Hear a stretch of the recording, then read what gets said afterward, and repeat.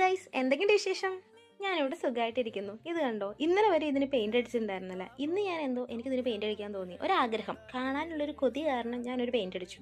ഞാൻ ആദ്യം ഒരു പപ്പയാണ് ഉദ്ദേശിച്ചത്, പക്ഷെ പിന്നീട് ഞാൻ പെയിന്റ് അടിച്ച് വന്നപ്പോൾ അതൊരു പാൻറ്റായി മാറി. രണ്ടാമത് കാണിച്ചത് ഭയങ്കര ക്യൂട്ടായിട്ടുണ്ടല്ലോ, എനിക്ക് ഭയങ്കരമായിട്ട് ഇഷ്ടപ്പെട്ടു. ഞാൻ ഉദ്ദേശിച്ച കളറല്ല പെയിന്റ് ചെയ്ത് വന്നപ്പോൾ അങ്ങനെ ആയിപ്പോയതാണ്. ഇത് നമുക്കൊരു ഏലിയനായിട്ട് നമുക്കിതിനെ കാണാം കേട്ടോ. ഇവിടെ ഒരു ഉണ്ട ഉണ്ടായിരുന്നു, അത് പക്ഷേ പൊട്ടിപ്പോയി. നമ്മുടെ ഏലിയൻ്റെ കുഞ്ഞിനെയാണ് ഞാൻ ആ മറ്റേ ചെടിച്ചട്ടിയിട്ട് ഉള്ളിൽ വെച്ചിരിക്കണേ എന്ന് തോന്നുന്നുണ്ടെങ്കിൽ അങ്ങനെയല്ല കേട്ടോ. പിന്നെ നമ്മൾ ഇന്ന് പെയിൻറ് ചെയ്യാൻ പോകുന്നത് ഇതാണ്. ഇതിനെ നമുക്ക് തോണി എന്ന് പറയാം. പക്ഷെ നിങ്ങൾക്ക് തോന്നും തോണി എന്താ ഇങ്ങനെ ഇരിക്കണേ? നിങ്ങൾക്ക് ഇത് കണ്ടപ്പോൾ തോണിയായിട്ട് തോന്നിയത്? എൻ്റെ അച്ഛനമ്മയൊക്കെ പറഞ്ഞു ഇതൊന്നും കണ്ടിട്ട് ഒരു തോണിയായിട്ട് തോന്നില്ല, ഒരു ഷേപ്പ് അങ്ങ് പോരാന്നുള്ളത്.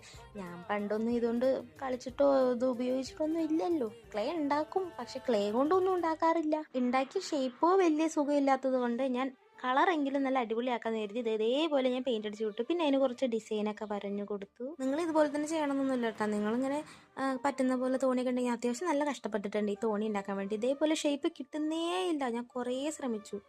ഇങ്ങനെയെങ്കിലും ആയി വന്നത് എന്തോ ഭാഗ്യം. ഇനി ഞാൻ അതിന്റെ മുകളിൽ ഒരു സാധനം വെച്ചിരിക്കുന്നുണ്ടോ, അതെന്തിനാന്നുള്ളത് ഞാൻ ലാസ്റ്റ് പറയുന്നതാണ് കേട്ടോ. എന്തായാലും തോണി ഉണ്ടാക്കി. അപ്പം അതിൽ നമുക്ക് കുറച്ച് യാത്രക്കാരൊക്കെ വെക്കണ്ടേ. ഏലിയും കുഞ്ഞനെയും കുഞ്ഞനെയൊക്കെ ഞാൻ അതിൽ വെച്ച് വെറുതെ നോക്കി. പക്ഷെ അതിനകത്ത് കൊള്ളുന്നുണ്ടായിരുന്നില്ല.